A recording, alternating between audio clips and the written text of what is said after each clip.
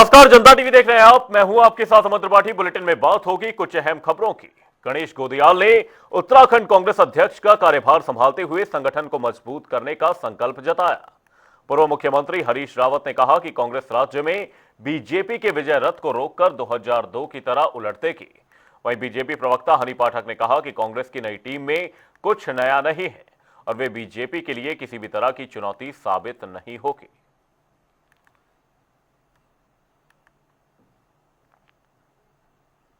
उत्तराखंड कांग्रेस ने 2027 विधानसभा चुनाव से पहले नई टीम का गठन कर कार्यकर्ताओं में उत्साह भर दिया है। नई टीम और चुनाव रणनीति पर बैठकें शुरू हो चुकी हैं। इसी बीच हमारे संवाददाता अरुण सैनी ने चुनाव प्रबंधन समिति अध्यक्ष हरक सिंह रावत से बातचीत की। सुनिए क्या कुछ रहा इस बातचीत में।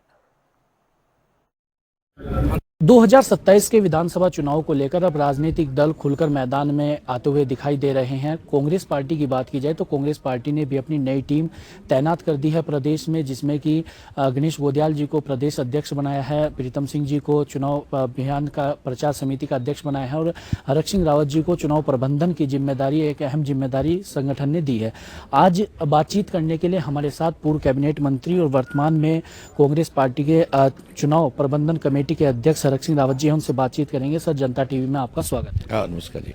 सर, जिस तरीके से नई टीम कांग्रेस पार्टी ने बनाई, कल प्रद्वार भी ग्रहण हो चुके हैं, सब चीज हो चुकी है। कल का जो चीजें देखी गई, जिस तरीके से पब्लिक भी आई कांग्रेस भवन में, पूरा गुलजार दिखा, जोली ग्रांट से लेकर देहरादून तक, इसके बाद क्या आकलन आप लगा रहे हैं और आगे किस तरीके से 2027 के लिए कांग्रेस पार्टी मैदान में उतरेगी? देखिए, बहुत संघर्ष हमको करना है और हम हवा में राजनीति नहीं करते हैं। ठीक है, कांग्रेस के कार्यकर्ताओं में उत्साह है और ये उत्साह को हमें चुनाव तक, पोलिंग बूथ तक बना के रखना है, पोलिंग के दिन तक बनाए रखना है। 2027 के जनवरी जिस दिन पोलिंग होगा उस दिन तक हमें यह उत्साह बना के रखना है। नहीं तो देखिए, केवल हल्ला वो हल्ला ठीक है, ये राजनीति के टोटके होते हैं, राजनीति में ये भी जरूरी है, मनोबल को बढ़ाता ही है, लेकिन कई बार हमारा मनोबल इतना न बढ़ जाए कि हम जमीनी हकीकत भूल जाएं। मैं तो देखिए बहुत शुद्ध रूप से राजनीति करता हूं और मैं जो कहता था चर्चे पर्चे खर्चे, हर चीज का ध्यान रखना होगा। हम जमीन पर, हमारे पोलिंग बूथ पर हम कैसे मजबूत हों, किस सीट पर कौन विधायक का चुनाव मजबूती के साथ लड़ सकता है, सबका साथ लेके चुनाव लड़ सकता है, जातीय समीकरण, क्षेत्रीय समीकरण, संसाधन, सब कुछ देखना होगा। मैं केवल वो अल्लाह से जाए, ये एक शुरुआत थी। माननीय करण मेहरा जी ने भी पार्टी को प्रतिकूल परिस्थितियों में चलाया, लेकिन अब 2027 में हम एक ऊंचे मनोबल के साथ, गणेश गोदियाल जी को प्रदेश अध्यक्ष जिम्मेदारी मिली है, मुझे भी काम मिला है, प्रीतम भाई को भी काम मिला है, यशपाल आर्य जी के पास पहले से ही महत्वपूर्ण जिम्मेदारी है, हरीश भाई भी इसमें नेशनल हमारी एग्जीक्यूटिव में है, तो सबको जिम्मेदारी दी है पार्टी ने। और आगे भी जो लोग हमारे बेड़ साहब हैं, तिलक राय बेड़ जी हैं, हरिद्वार से हैं, जसपुर के हमारे विधायक चौहान जी हैं, हरिद्वार में भी हमारे कई बहुत वरिष्ठ हमारे साथी हैं, काजी भाई को पहले से जिम्मेदारी दी गई है, दिल्ली प्रदेश के प्रभारी हैं। तो पार्टी सबको साथ लेके चलेगी और ये सबका जो सहयोग है। देखिए, सुई का काम सुई कर सकती है, वो सफल नहीं कर सकता, और सबल का काम सुई नहीं कर सकती। तो जहां सुई, हमें छोटे से छोटा कार्यकर्ता, जो कपड़े का सिलने का काम, अगर कोई चीज फट गई तो कपड़ा सिलने का काम सबल कर देगा? नहीं करेगा ना, सुई करेगी। जहां सबल काम करना है सबल करेगा, जहां सुई करना है वहां सुई करेगी। इसलिए हम सबको साथ लेके चलना है। हमारे अनुसूचित जाति भी महत्वपूर्ण है, हमें मुस्लिम भाई भी महत्वपूर्ण है, हमें सिख भाई भी महत्वपूर्ण है, हमें पंजाबी भाई भी का भी आशीर्वाद लेना है, हमें बढ़िया भाइयों का भी आशीर्वाद लेना है। हमें सबका सहयोग लेके, हमें पहाड़ के लोगों का भी सहयोग चाहिए, महिलाओं का सहयोग चाहिए, नौजवानों का जोश चाहिए, नौजवानों का जोश और बुजुर्गों का आशीर्वाद। और झांसी और मीराबाई का साथ, तो फतेह होगी।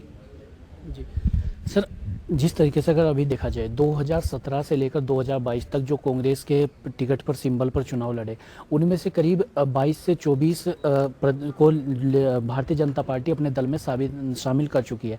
ऐसे में इसी कितनी बड़ी चुनौती 2027 के लिए आप मानते हैं, क्योंकि बी टीम अब कांग्रेस पार्टी को बनाना है, तो कितनी चुनौती आप 2027 के लिए कांग्रेस पार्टी के लिए वो देखें? टीम वो फायदामंद नहीं है भाजपा के लिए। लोकसभा में तो फायदामंद दिया होगा, क्योंकि लोकसभा में तो क्योंकि बड़ा क्षेत्र होता है। अब वही फायदामंद भाजपा के लिए नुकसानदायक होगा। मैं उदाहरण दे रहा हूँ, टिहरी में किशोर उपाध्याय भाजपा में एमएलए, धनई वहां भाजपा में एमएलए रहा उस सीट से, धन से नेगी भाजपा में उस सीट पर एमएलए रहा, टिकट तो एक ही मिलेगा ना, तो बाकी कब्र खोदेंगे। तो हर सिंह गोदयाल को, करण मेहरा को, यशपाल आर्य को, प्रीतम भाई को कब्र खोदने की जरूरत नहीं पड़ेगी भाजपा की। जो पार्लियामेंट में चुनाव में भाजपा के लिए ताकत बनी जो चीजें हैं, वही चीजें भाजपा की कब्र खोदेंगी 2027 में। कारण क्या है, टिकट तो एक ही को दोगे, तो वो लोग कब्र खोदेंगे कि भाई ये हार जाए। अपना महत्व बनाए रखने के लिए टिहरी में अगर धने को नहीं टिकट मिलेगा तो धने को से करेगा, किशोर टिकट मिलता है किशोर हारे, किशोर को धने को टिकट मिलता तो किशोर उपाध्याय कोशिश करेगा कि वो हारे, और किसको देगा सपोर्ट, कोशिश करेगा कांग्रेस जीते। तो जो भाजपा की ताकत है, आज भाजपा का वो कमजोरी है। लोकसभा चुनाव में तो ताकत थी, आज वो कमजोरी है। ज्यादा बिल्लियों में चूहे नहीं मरते हैं, बिल्लियां बहुत पाल दी उन्होंने। तो 2017 इससे अलग 2017 बिल्लियां जो है हमको मारने, हम चूहे नहीं है, लेकिन वो बिल्लियां दूसरे पे अटैक करने की बजाय, कांग्रेस पे अटैक करने की बजाय खुद पे ही अटैक करने लगेंगे एक दूसरे पे। तो इसलिए कांग्रेस को आधा फायदा तो भाजपा के नहीं, अपने आप से लड़ाई का फायदा कांग्रेस को मिलेगा।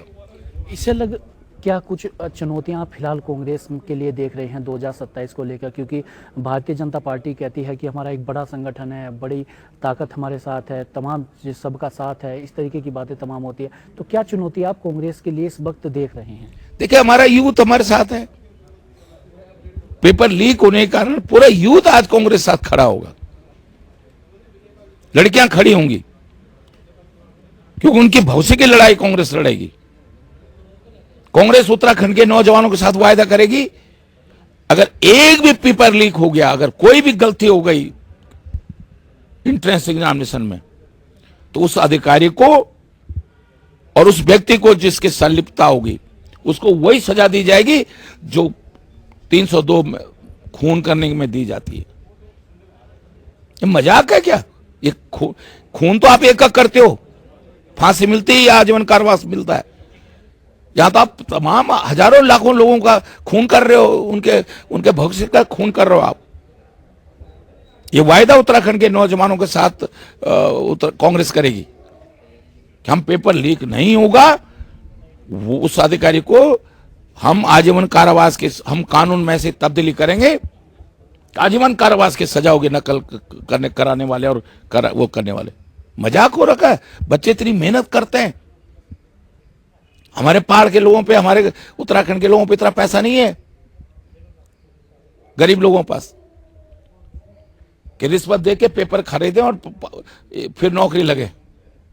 अगर उनके पास 15-20 लाख रुपए नौकरी लगने के लिए होता तो वो धंधा पानी करते हमारे लोग। ये तो गलत है। सर, हरीश रावत जी की बात की जाए, सबसे पहले वो 4 भुजाओं की बात करते थे, लेकिन अब जिस तरीके से कल उन्होंने भाषण दिया, उन्होंने पंचमुखी रुद्राक्ष की बात करी, तो क्या जो चीज़ें पहले देखने को मिलती थी अब पूरी तरीके से आपको स्वीकार हरीश रावत जी ने संगठन में और कांग्रेस में कर लिया है, अपने आप में भी कर लिया है? नहीं, हरीश भाई देखिए, राजनीति में मतभेद होते रहते हैं। अब हरीश भाई हमारे कांग्रेस के वरिष्ठ नेता हैं, अरे 5 पांडव, हरीश भाई ने बहुत अच्छा कहा है, 5 पांडव, पूरा महाभारत तो 5 पांडव ने जीता ना, कौरव तो लाखों थे। केवल 5 पांडवों ने पूरे कौरवों को जो है महाभारत में हराया ना। तो 2027 में ये जो भाजपा जैसे कौरव हैं, कौरव मैं इसलिए कह रहा हूं इनको कि चाहे अग्निवीर वाला हो, पेपर लीक हो, महिलाओं को उत्पीड़न करने वाला हो, भ्रष्टाचार हो, खनन माफिया हो, इसलिए इनमें सारे कौरवों जैसे गुण हैं। घमंड है, सारे कौरवों जैसे गुण हैं इनमें। हम पांडव नहीं कह रहे अपने आप को, लेकिन इनसे तो अच्छे हम लोग। इन जैसे वो नहीं है कि बिल्कुल जो है, अरे भैया ठीक है, किसी को विष मत दो, विष जैसी बात तो करो। नहीं मीठा मत दो, सॉरी विष मीठा मत दो, लेकिन मीठी बात तो करो। इनके ना ये ना मीठा देते हैं ना मीठी बातें करते हैं, इनमें तो घमंड हो गया है।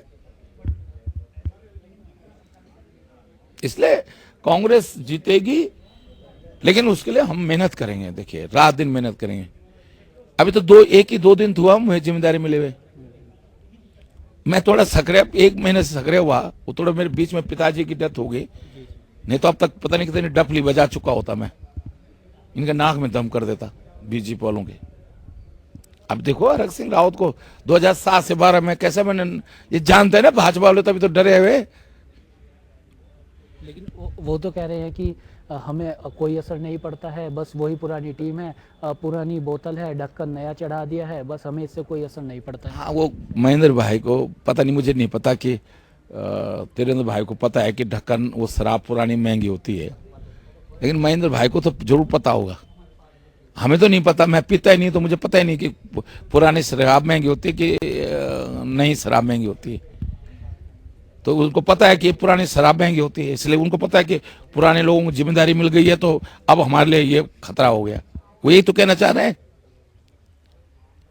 कि शराब ही पुरानी है,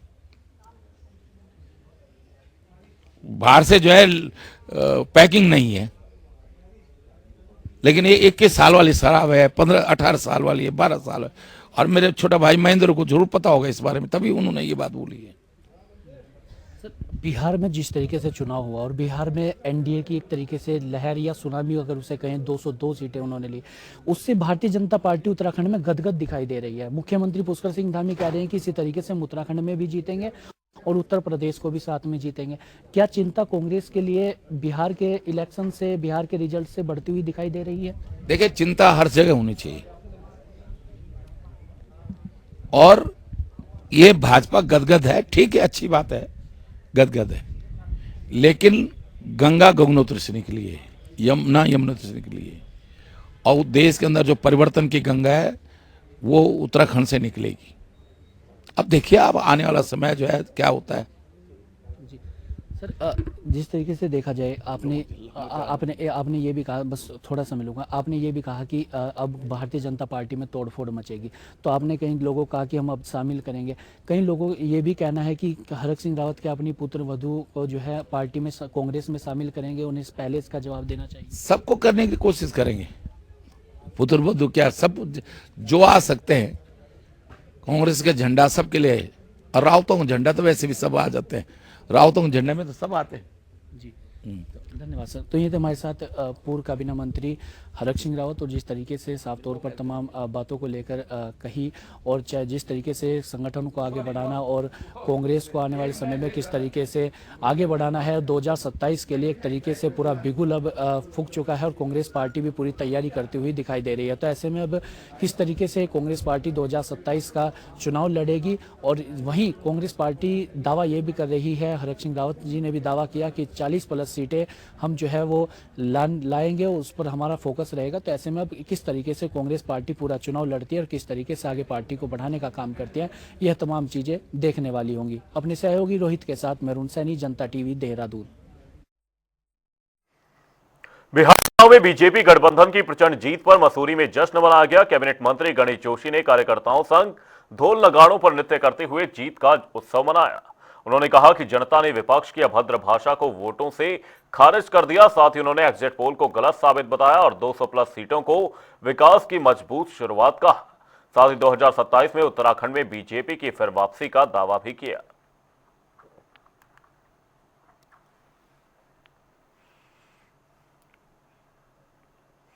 देहरादून में परेड ग्राउंड के बाहर उपनल कर्मियों का आंदोलन लगातार तेज होता जा रहा है।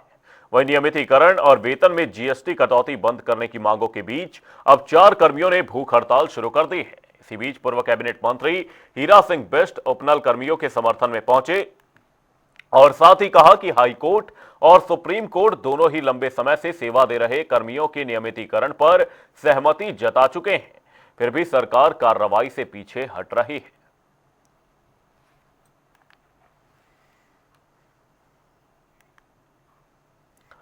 देहरादून में स्वास्थ्य सेवाओं को मजबूत करने के प्रयासों के बीच स्पेशलिस्ट डॉक्टरों की कमी चुनौती बन गई है। बता दें, प्रदेश में 331 पदों में सामान्य डॉक्टरों की नियुक्तियां लगभग पूरी हैं, लेकिन विशेषज्ञ डॉक्टर केवल करीब 45% ही उपलब्ध हैं। वहीं सीएमओ डॉक्टर मनोज शर्मा ने बताया कि सरकार नई नियुक्तियों पर तेजी से काम कर रही है। हाल ही में पूल के माध्यम से भर्ती और 288 डॉक्टरों की तैनाती प्रक्रिया आगे बढ़ रही है। विशेषज्ञ डॉक्टर उपलब्ध कराने के लिए यूपी बिल सहित विभिन्न विकल्पों पर प्रयास जारी है।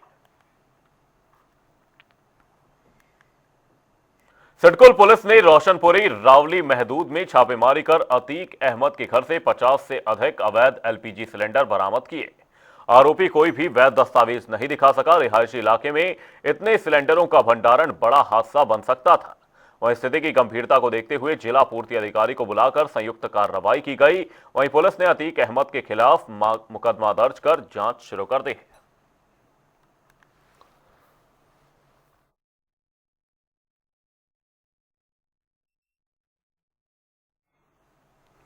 और रुक करेंगे हरिद्वार से बड़ी खबर की ओर। इस वक्त की बड़ी और अहम जानकारी हरिद्वार से आपको बता रहे हैं, भुक्कनपुर जंगल में अवैध खनन पर प्रशासन ने बड़ी कार्रवाई की। रात भर चल रहे खनन की शिकायत पर टीम ने छापेमारी की। वहीं एसडीएम लंढौरा के निर्देश पर कानूनगो ओम प्रकाश टीम का शिकंजा देखा गया है। वहीं मौके से खनन से भरी 2 ट्रैक्टर ट्रॉलियां सीज की गई। छापेमारी के दौरान खनन माफियाओं में भगदड़ का माहौल देखा गया। वहीं आपको बता दें, 2 अन्य ट्रैक्टर मौके से फरार होने में सफल रहे। 30 वाहनों को लंढौरा पुलिस चौकी में जमा किया गया है। वहीं अवैध खनन पर आगे भी सख्त कार्रवाई जारी रहेगी। हरिद्वार से ये बड़ी और अहम खबर आपको बता रहे हैं, भुक्कनपुर जंगल में अवैध खनन पर प्रशासन ने कड़ी कार्रवाई की है। रात भर चल रहे खनन की शिकायत पर टीम ने छापेमारी की और साथ ही आपको बता दें, एसडीएम लंढौरा के निर्देश पर कानूनगो ने शिकंजा कसा।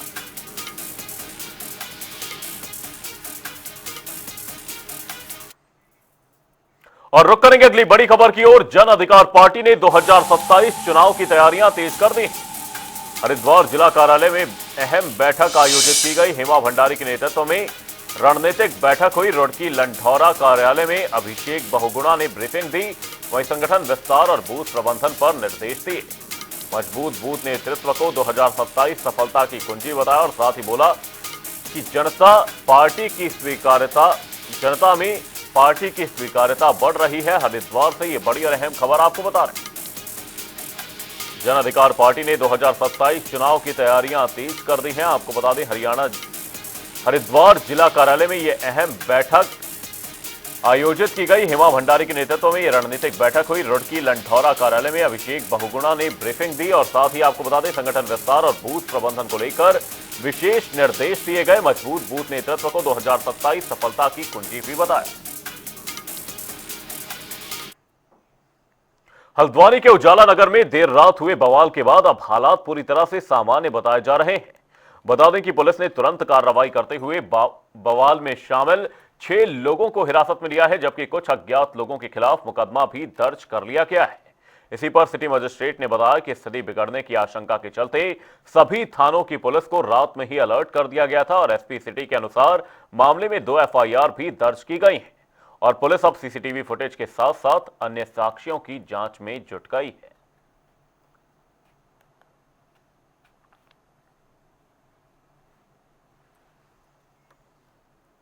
उत्तरकाशी की 80 गंगा घाटी में इन दिनों भालुओं का आतंक लगातार बढ़ता जा रहा है, जिससे ग्रामीणों में दहशत का माहौल है।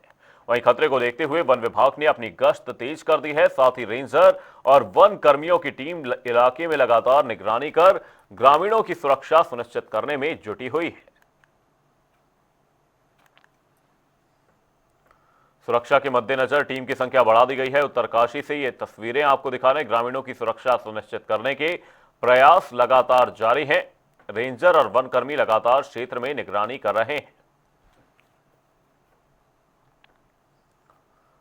वहीं ग्रामीणों में लगातार दहशत का माहौल बना हुआ है। उत्तरकाशी से तस्वीरें आपको दिखा रहे हैं। वन विभाग ने गश्त को और मजबूत कर दिया है। देहरादून में पूर्व बीजेपी विधायक कुंवर प्रणव के बेटे पर पूर्व मुख्य सचिव एस रामास्वामी के बेटे से मारपीट और पिस्तौल दिखाकर धमकी देने का गंभीर आरोप लगा है। साथ ही साथ मौजूद गनर द्वारा तिरंगे पर लात मारने की बात भी सामने आई है। राजपुर पुलिस ने दिव्य प्रताप और गनर राजेश सिंह पर गंभीर धाराओं में मुकदमा दर्ज कर बोलेरो वाहन सीज कर दिया है। वहीं गनर को निलंबित कर पुलिस टीमें आरोपियों की तलाश में जुट गई हैं। ये दो दिन पहले राजपुर रोड पर मसूरी डाइवर्जन से ऊपर ओल्ड मसूरी रोड पर एक ही मारपीट का मामला संज्ञान में आया था, जिसमें कि एक वीडियो भी संज्ञान में आया है। तो उस पर जो है पुलिस के द्वारा त्वरित कार्रवाई करते हुए उसमें विधि सम्मत रूप से अभियोग पंजीकृत किया गया है और उसकी तफ्तीश वगैरह की जा रही है। उसमें जो वादी हैं और जो पीड़ित हैं उनके बयान भी दर्ज किए जा रहे हैं। मौके वारदात पर जो भी हमें मौखिक साक्ष्य मिलेगा या इलेक्ट्रॉनिक साक्ष्य मिलेगा, उसके आधार पर जो उसको एकत्रित कर उसके आधार पर अग्रिम कार्रवाई इसमें की जाएगी। सर, इसमें कुछ ये पता लगा है कि किस बात को लेकर ये विवाद हुआ? जैसे अभी तक प्रथम दृष्टि से जो प्रतीत हो रहा है, जैसा कि जो पीड़ितों से बात हुई है, उसमें बेसिकली विवाद। बुलेटिन में फिलहाल के लिए सिर्फ इतना ही। रुकेंगे एक छोटे से ब्रेक के लिए। देखते रहिए जनता टीवी।